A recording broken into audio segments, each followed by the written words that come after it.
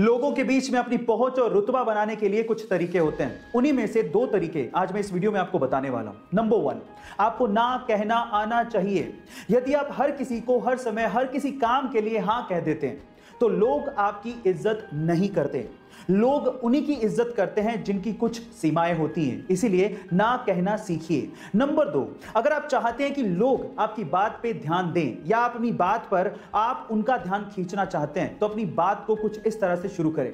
मैं ये बात बताना तो नहीं चाहता था, लेकिन गाइस ये दोनों साइकोलॉजिकल फैक्ट आपको कैसे लगे चैट सेक्शन में जरूर लिखिएगा। और ऐसे अमेजिंग वीडियोस के लिए यूट्यूब पे हमारे चैनल को सब्सक्राइब कर लीजिएगा। और अगर आप इंस्टाग्राम पे देख रहे हैं तो मुझे फॉलो करना मत भूलिएगा। मिलते हैं अगली वीडियो में। कोरोना की सिचुएशन में बहुत सारी वीडियोस और पिक्चर्स वायरल हो रही हैं और उनमें से कुछ ऐसी वीडियोस और पिक्चर्स हैं जो कि दिल और दिमाग दोनों हिला देती हैं। कुछ ऐसी ही वीडियो उज्जैन से सामने आ रही है। कोरोना के सेकेंड वेव की वजह से मरीजों की संख्या एकदम से बढ़ गई है और उसकी वजह से एम्बुलेंस से लेके ऑक्सीजन के सिलेंडर तक की कमी हो गई है। अब सिस्टम पूरी तरह से लाचार हो चुका है, लेकिन उज्जैन के इब्राहिम ने सिस्टम की लाचारी का रोना ना रोके अपने आप पे विश्वास रखा और अपनी पत्नी की जान बचाई। कैसे, मैं आपको बताता हूं। उसने एम्बुलेंस का इंतजार नहीं किया बल्कि अपने ही ठेले को एम्बुलेंस बनाया, उस पे ऑक्सीजन का सिलेंडर लगाया और अपनी पत्नी को लेकर चल पड़ा और इस तरह से अपनी पत्नी की जान बचाई।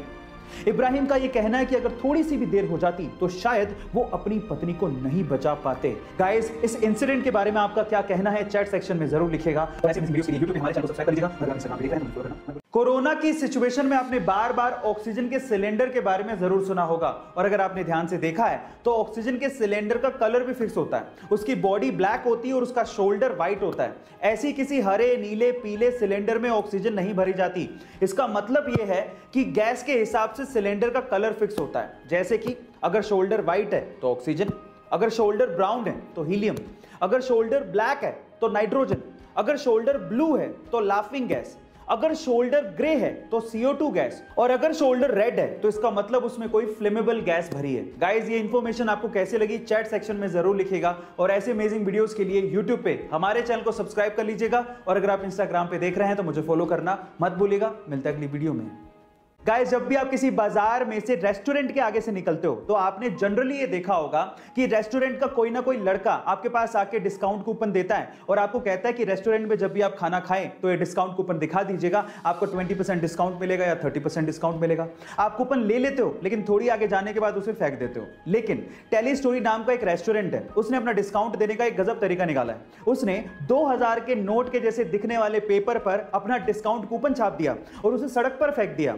अब लोग क्या करते हैं, लोग 2000 के नोट जैसा पेपर देख के उसे उठा लेते हैं और जैसे उसे खोलते हैं तो उसमें लिखा होता है कांग्रेचुलेशंस, आपको 20% डिस्काउंट मिलेगा अगर आप होटल में जाके खाओगे तो गाइस, कहां हम लोग डिस्काउंट कूपन फेंक देते हैं, लेकिन यहां पर इन दिस केस मार्केटिंग इतनी जबरदस्त है कि लोग जमीन से उठा के डिस्काउंट कूपन को पढ़ रहे हैं। गाइस, आपको ये मार्केटिंग आइडिया कैसा लगा चैट सेक्शन में जरूर लिखिएगा और ऐसे वीडियोस के लिए YouTube पे हमारे चैनल को सब्सक्राइब कर लीजिएगा और अगर इंस्टाग्राम पे देख रहे हैं तो फॉलो करना मत भूलिएगा। मिलते हैं वीडियो में। गाइस, आपने सोना चांदी लोहा तांबा इन सब धातुओं के बारे में सुना होगा, लेकिन अगर मैं आपसे सवाल पूछूं कि भविष्य की धातु यानी कि फ्यूचर मेटल किसे कहा जाता है तो आप लोग क्या कहेंगे? जी हां गाइस, फ्यूचर मेटल। चलिए मैं आपको बताता हूं।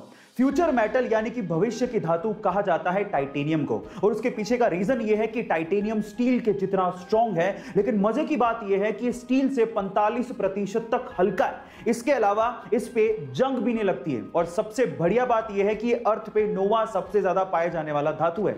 इसका मतलब इसकी अवेलेबिलिटी भी बहुत ज्यादा है और इन्हीं सब प्रॉपर्टीज की वजह से आज टाइटेनियम को एरोस्पेस इंडस्ट्री में, स्पोर्ट्स इंडस्ट्री में, बिल्डिंग इंडस्ट्री में और उसके अलावा surgical implants and equipment industry में भी यूज किया जा रहा है। गाइस, आपको टाइटेनियम के बारे में ये इंफॉर्मेशन कैसी लगी चैट सेक्शन में जरूर लिखिएगा और ऐसे अमेजिंग वीडियोस के लिए यूट्यूब पे हमारे चैनल को सब्सक्राइब कर लीजिएगा और अगर आप इंस्टाग्राम पे देख रहे हैं तो मुझे फॉलो करना मत भूलिएगा। मिलते हैं अगली वीडियो। अगर आप एक सक्सेसफुल बिजनेसमैन बनना चाहते हैं और अपनी जिंदगी में सक्सेस का स्वाद चखना चाहते हैं तो गौतम अडानी, जो कि अडानी ग्रुप के चेयरमैन हैं और आज 5490 करोड़ की संपत्ति के मालिक हैं, उन्होंने आज के युवाओं को एक बहुत ही अच्छी सलाह दी है। गौतम अडानी ये कहते हैं कि जुए में जीतने का सिर्फ एक ही तरीका है, उसे जल्द से जल्द छोड़ दो और वहां से बाहर निकल जाओ। और बिजनेस में जीतने का एक ही तरीका है, जितना हो सके उतना लंबा टिको जब तक जिंदा हो।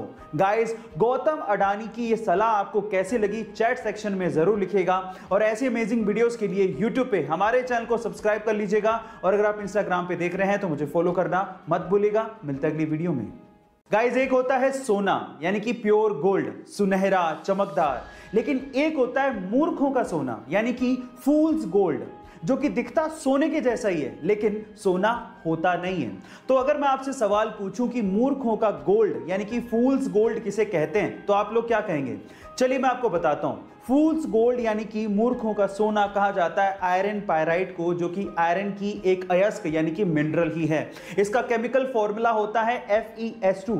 अब ये सोने के जैसा चमकता है लेकिन सोना होता नहीं है, इसलिए कहते हैं ना कि हर चमकती चीज सोना नहीं होती।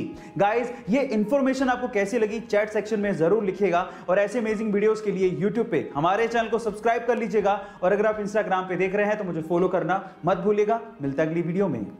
कोरोना के सेकेंड वेव की वजह से आज इंडिया में हालात खराब है, और उसकी कहीं ना कहीं वजह हम भी हैं। गवर्नमेंट और अथॉरिटी से कह के थक गए कि जब जरूरत हो तभी बाहर निकलो, अदरवाइज घर पे ही रहो, और जब बाहर निकलो तो मास्क पहन के निकलो, सोशल डिस्टेंसिंग को फॉलो करो। लेकिन हम लोग मानने को तैयार ही नहीं है, और अगर अब भी आप लोग नहीं मान रहे तो मैं आपसे कुछ कहना चाहता हूं, ध्यान से सुनिएगा। देखिए, आप मास्क पहने ना पहने, घर से बाहर निकलें या ना निकलें, वो आपकी मर्जी है, लेकिन एक बात याद रखना, जब तक जिंदा हो ना तभी तक आप लोगों के लिए एक इंसान हो। जब मर जाओगे ना तो आप लोगों के लिए सिर्फ एक आंकड़ा हो, लेकिन आपके घर वालों के लिए आप पूरी दुनिया हो। इसलिए लोगों के लिए ना सही, सरकार के लिए ना सही, अपनी फैमिली के लिए, अपने घर वालों के लिए कम से कम बाहर निकलो तो मास्क पहनो, सोशल डिस्टेंसिंग को फॉलो करो, और जब जरूरत हो तभी बाहर निकलो। Stay safe, stay at home, wear a mask.